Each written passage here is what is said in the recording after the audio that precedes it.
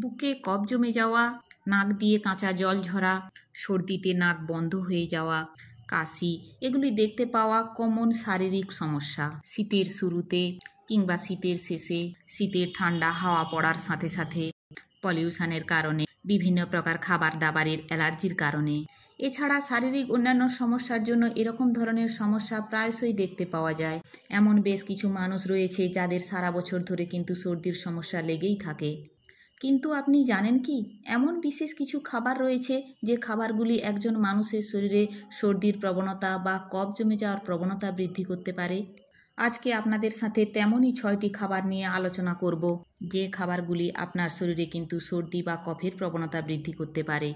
মূল বিষয়ে যাওয়ার আগে আমরা সর্বপ্রথম জেনে নেব যে আমাদের বুকের মধ্যে যে কফের উৎপত্তি হয় বা কফ যে নির্গত হয়, এই কফ নির্গত হওয়ার কারণ কি। আমাদের নাক থেকে শুরু করে লাংস পর্যন্ত বা ফুসফুস পর্যন্ত যে রেসপিরেটরি ট্র্যাক্ট রয়েছে, সেই রেসপিরেটরি ট্র্যাক্টের মধ্যে রেসপিরেটরি মিউকোসা নামে বিশেষ এক ধরনের মিউকাস মেমব্রেন দিয়ে আবৃত করা থাকে। সেই মিউকাস মেমব্রেনের থেকে এই মিউকাস বা কফের উৎপত্তি হয়। আমাদের শ্বাসযন্ত্রের মধ্যে যখন ক্ষতিকারক জিনিস প্রবেশ করে যায়, অর্থাৎ মনে করুন কোনো ভাইরাস, কোনো ব্যাকটেরিয়া, কোনো প্রকারে কোনো ফরেন পার্টিকেল প্রবেশ করে যায়, সাথে সাথে এই মিউকাস মেমব্রেন বা কফ বা ওই মিউকাসকে রিলিজ করতে থাকে। সেই কফ ওই সমস্ত ফরেন পার্টিকেলগুলি বা ক্ষতিকারক ব্যাকটেরিয়া বা ভাইরাসগুলিকে ধরে ফেলে এবং হাঁচি বা কাশির মাধ্যমে আমাদের শরীরের বাইরে বের করে দেয়। অতএব আমরা জানতে পারলাম যে কফ আমাদের শরীরের জন্য কিন্তু অত্যাবশ্যকীয় একটি উপাদান। কিন্তু শারীরবৃত্তীয় অন্যান্য কোনো কারণে বা বিনা কারণে যখন বেশি বেশি কফ বা মিউকাস রিলিজ হতে শুরু করে, সেই অতিরিক্ত কফ আমাদের শ্বাসযন্ত্রের বিভিন্ন প্রকার সমস্যার সৃষ্টি করে এবং কিছু কিছু মানুষের জন্য শ্বাস প্রশ্বাস নেওয়া চ্যালেঞ্জিং হয়ে ওঠে। অর্থাৎ সেই সমস্ত মানুষদের শ্বাসকষ্টের মতো সমস্যা দেখতে পাওয়া যায়। তো চলুন আমরা এখন এক এক করে জেনে নিই সেই সমস্ত খাবারগুলি কোনগুলি, যেগুলি আপনার শরীরে কফের উৎপত্তি বৃদ্ধি করতে পারে। সর্বপ্রথম যে খাবারটির কথা আপনাদের বলবো সেটি হলো কলা। দেখুন, কলা একটি ঠান্ডাধর্মী ফল, এটা আমরা প্রায় সকলেই জানি। তাই যে সমস্ত মানুষদের অল্পেতে ঠান্ডা লেগে যাওয়ার সমস্যা রয়েছে, তাদের কলা এড়িয়ে চলার পরামর্শ দেওয়া হয়। কিন্তু মডার্ন সায়েন্সের রিসার্চ অনুযায়ী কলা খাওয়ার সাথে সাথে আমাদের শরীরের মধ্যে হিস্টামিন নামক বিশেষ এক ধরনের কেমিক্যাল রিলিজ হতে শুরু করে, যে হিস্টামিন আমাদের শরীরে মিউকাসের মাত্রাকেও কিন্তু বৃদ্ধি করতে পারে। যে মিউকাস আমাদের শ্বাসযন্ত্রের মধ্যে জমে যায় এবং আমাদের বিভিন্ন প্রকারের শ্বাস প্রশ্বাসের সমস্যা বা সর্দি কাশির মতন সমস্যার সৃষ্টি করে। শুধুমাত্র কলাতে নয়, এরকম প্রচুর খাবার রয়েছে যে খাবারগুলি আপনার শরীরে হিস্টামিনের মাত্রাকে বৃদ্ধি করতে পারে। তাই যদি আপনার হিস্টামিন ইনটলারেন্সের মতো সমস্যা রয়েছে, বা সোজা কথায় বলতে গেলে আপনার কলা খাওয়ার সাথে সাথেই কফ বৃদ্ধি হয় বা সর্দি লেগে যাওয়ার মতো সমস্যা হয়, তাহলে সেই সমস্ত খাবারগুলি আপনি এড়িয়ে চলবেন যে খাবারগুলির মধ্যে হিস্টামিনের মাত্রা বেশি থাকে। অর্থাৎ যে কোনো প্রকারের দুধ বা দুগ্ধজাতীয় খাবার, পালং শাক আপনাকে এড়িয়ে চলতে হবে, আপনাকে স্ট্রবেরি এড়িয়ে চলতে হবে, আপনাকে টমেটো যতটা সম্ভব কম খাওয়ার চেষ্টা করতে হবে এবং আঙুর থেকে আপনাকে যতটা সম্ভব দূরে থাকার চেষ্টা করতে হবে। প্রসেসড ফুডও কিন্তু আমাদের শরীরে কফ বর্ধক হিসেবে কাজ করে। অর্থাৎ প্রসেসড ফুড খেলেও কিন্তু আমাদের শরীরে কফের মাত্রা বৃদ্ধি পেতে পারে। এখন প্রসেসড ফুড বলতে যে কোনো প্রকারের প্রসেসড মিট আমরা বাজার থেকে কিনে নিয়ে আসি। আপনার বার্গার, হটডগ, পিৎজার মধ্যে যে চিকেনের টুকরো পেয়ে থাকি, প্রায় বেশিরভাগ সেই সমস্ত চিকেনগুলো কিন্তু প্রসেসড মিট। এই প্রসেসড মিট থেকে আপনাকে যতটা সম্ভব দূরে থাকার চেষ্টা করতে হবে।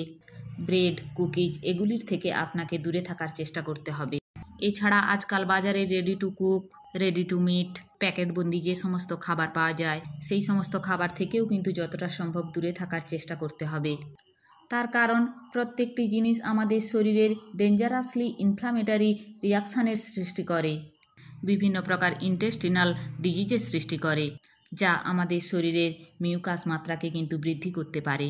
চকলেট খেতে ভালোবাসে না এমন মানুষ প্রায় নেই বললেই চলে। চকলেট সকলের অত্যন্ত প্রিয় একটি খাবার। কিন্তু যদি অল্পেতেই আপনার অ্যাসিডিটির মতো সমস্যা তৈরি হয়, যদি আপনার গ্যাস্ট্রো রিসোফিজিয়াল ডিজিজের মতো সমস্যা রয়েছে, সেক্ষেত্রে আপনি যদি চকলেট খান, সেই চকলেট আমাদের শরীরের লোয়ার এবং আপার ইসোফেজিয়াল যে স্পিংটার রয়েছে, সেই স্পিংটারকে দুর্বল করে দেয়। তার ফলে স্টমাকের অ্যাসিড কিন্তু খুব সহজেই আমাদের খাদ্যনালী দিয়ে চলে আসে, এরকম ধরনের অ্যাসিড আপ ডাউন করতে থাকে, তখন গলার মধ্যে বিভিন্ন প্রকারের ইরিটেশান, গলায় জ্বালা, গলায় ব্যথা এরকম ধরনের সমস্যা দেখতে পাওয়া যায়। এবং আপনার কাশি হতে থাকে, আপনার মিউকাস মেমব্রেনের থেকে বেশি বেশি মিউকাস বা কফ নিঃসৃত হতে থাকে। কফিও কিন্তু আপনার শরীরের মিউকাসের মাত্রাকে বৃদ্ধি করতে পারে। তার কারণ চকোলেটের মতন কফির মধ্যেও থাকা ক্যাফেইন আপনার ইসোফেজিয়াল স্ফিংক্টারকে খুব সহজেই দুর্বল করে দেয়। তার ফলে আপনার স্টমাক অ্যাসিড উপরের দিকে চলে আসে এবং মিউকাস মেমব্রেনের থেকে বেশি বেশি করে কফ নিঃসৃত হতে থাকে। তাই যদি অ্যাসিডিটির সাথে কফের সমস্যা আপনার রয়েছে, তাহলে কফিও কিন্তু আপনার চিন্তা ভাবনা করে খাওয়া উচিত। অ্যালকোহলও শরীরে কফবর্ধক হিসেবে কাজ করে। তার কারণ অ্যালকোহল আমাদের ইসোফেজিয়াল স্ফিংক্টার যে রয়েছে সেই স্ফিংক্টারকে খুব সহজেই দুর্বল করে এবং স্টমাকের থেকে অ্যাসিড যখন আমাদের গলা পর্যন্ত চলে আসে, তখন আমাদের গলার মধ্যে যে ইরিটেশনের সৃষ্টি হয় এবং তার সাথে সাথে মিউকাস মেমব্রেনের থেকে বেশি বেশি কফ নিঃসৃত হয়। এছাড়া অ্যালকোহল হলো ডাইইউরেটিক নেচার। হয়তো আপনারা খেয়াল করবেন, অ্যালকোহল আপনি যেদিন খাবেন সেদিন অন্যান্য দিনের তুলনায় বেশি বেশি ইউরিন পাস করবেন। আপনার শরীরে যখন বেশি বেশি ইউরিন পাস হবে, তখন স্বাভাবিকভাবেই কিন্তু ডিহাইড্রেশনের মতো সমস্যার সৃষ্টি হবে এবং কফ ঠিকভাবে আমাদের শরীরের ড্রেন হতে পারে না। কফ থিকথিকে হয়ে যায় বা চটচটে হয়ে যায়, যেটি আমাদের বেশি কষ্টদায়ক হয়ে ওঠে। শেষে বলবো কার্বোনেটেড ড্রিঙ্কস। কার্বোনেটেড ড্রিঙ্কস বলতে আমরা প্রতিনিয়ত খেয়ে থাকি। কার্বোনেটেড ড্রিঙ্কস বলতে আপনার Pepsi, Thums Up, Coca Cola, Sprite এগুলি আমাদের নিত্যদিনের সঙ্গী। এই সমস্ত পানীয়গুলি আমরা সাধারণত ঠান্ডা অবস্থায় খাই।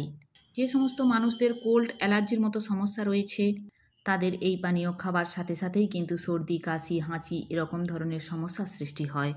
তাদের শরীরে বেশি বেশি কফ নিঃসৃত হতে শুরু করে।